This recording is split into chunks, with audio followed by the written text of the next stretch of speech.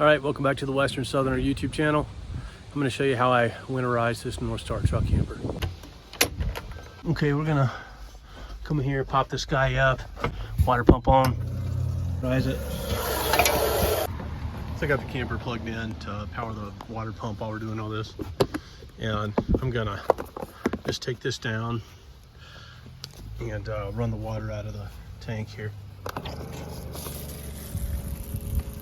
My gray water tank is a bit empty, so I don't want to fill it back up if I don't have to.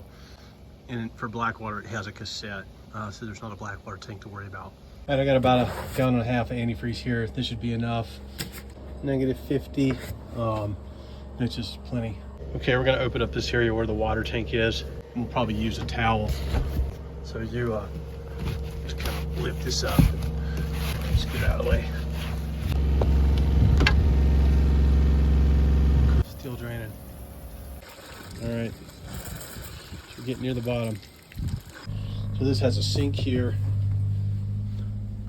has a shower in here, the outside shower obviously, and the water heater. This is the valve that goes to the water heater. Turn it off.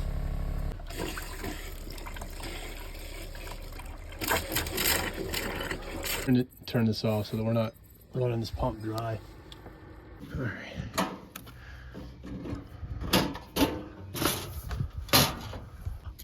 A little nut in here that we undo, and this drains the water tank. This is where your rod would go, your anode rod, but this is a gas water heater, so I don't really need one. You want to do this?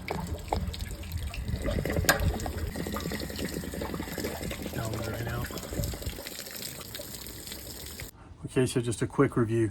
The first thing I'm trying to do is turn on the water pump and empty out all the water out of the water lines and the water tank as much as possible. And I just unscrewed the drain plug on the hot water tank to drain the water out of that. The next thing I'm going to do is I'm going to open this main valve, this drain valve on the water tank, and let the rest of that drain out. This is the main drain valve, okay? And this goes out to the bottom of the camper. Now the one thing to know is that when you're draining this last little bit out of the main drain, it's gonna go down into the bed of the truck and onto the kind of the rubber mat and the boards. I've done it before to where I lifted the camper up and drained this. And I've also done it where I just open it up and let it drain. And it seems to find its way out without issue. The truck's got a little bit of a downhill thing going, which is good, but I'm just gonna open it up and let it roll. Just gonna open this, and that will, that's just draining water out right now. I wonder if you can even see. Oh no, it's dry, man. Dry as a bone. All right, well, that was easy. This thing must have just really pulled a vacuum and drew a lot of water up into the water lines. That noise is the inverter. I'm charging the battery right now. Okay, we're gonna run these a little bit more and just see, pump on.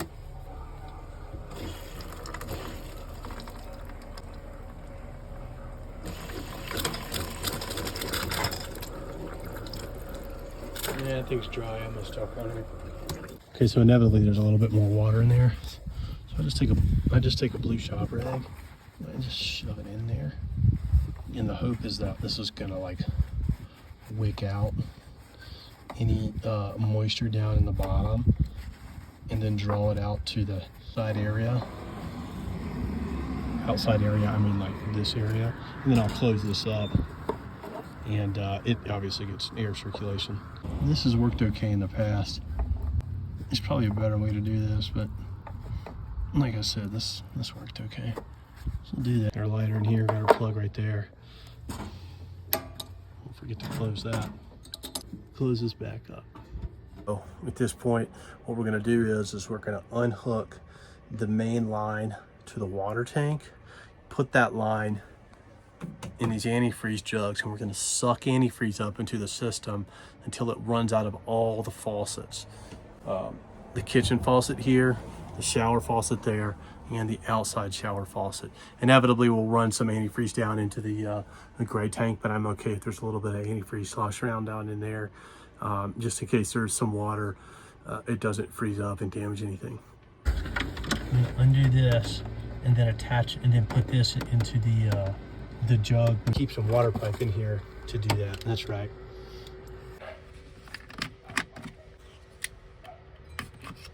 Kind of have this ready in here. So the first time I took this off, it was a real pain in the butt. If you take it off, put a little bit of like silicone grease on it or something.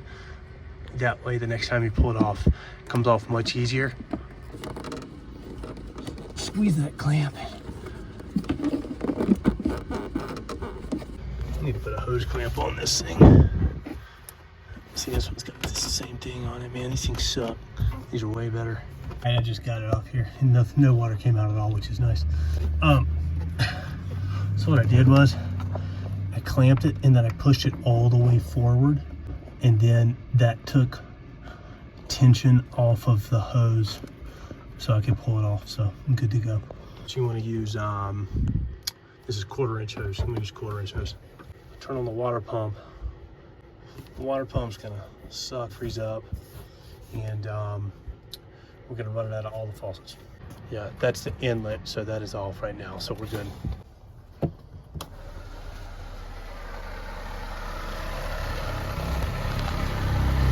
Alright, so 80 degrees up.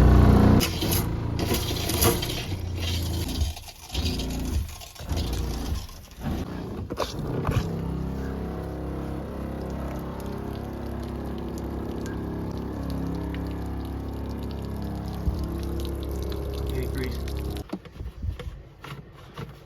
Make sure that thing's in there good.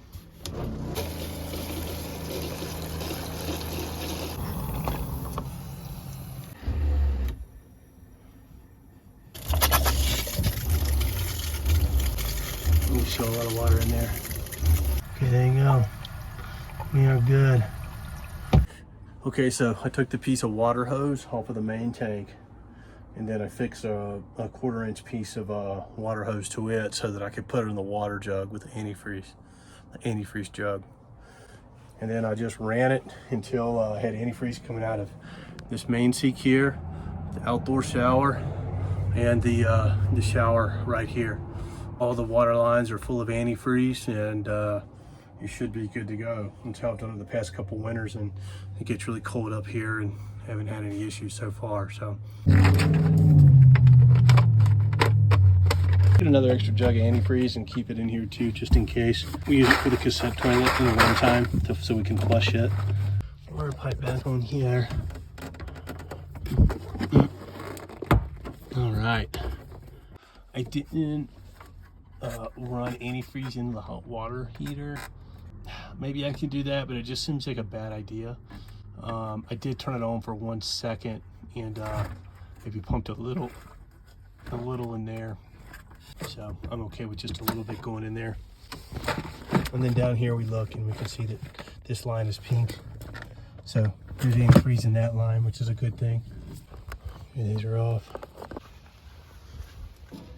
Just gonna double check this.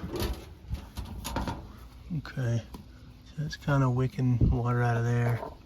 I'm gonna plug. That looks good. We have this area all packed up and obviously turned off as well. Bucket emptied out here, our sink down, water off. Close that. Our water pump is turned off, so we're good there. When we open it, let's make sure that's closed back. So it's closed back, we're good there. All right, y'all, I think that's it. Okay, so I know there's a couple different ways to do this. I think you can hook a little adapter and do compressed air into the city water outlet. There's a couple other ways to do it, but this is how I do it, and it seems to work pretty well for me. This is helpful. If you have any questions or thoughts on different things, put them in the comments below. Thanks for watching, folks, and hit like and subscribe. Take care.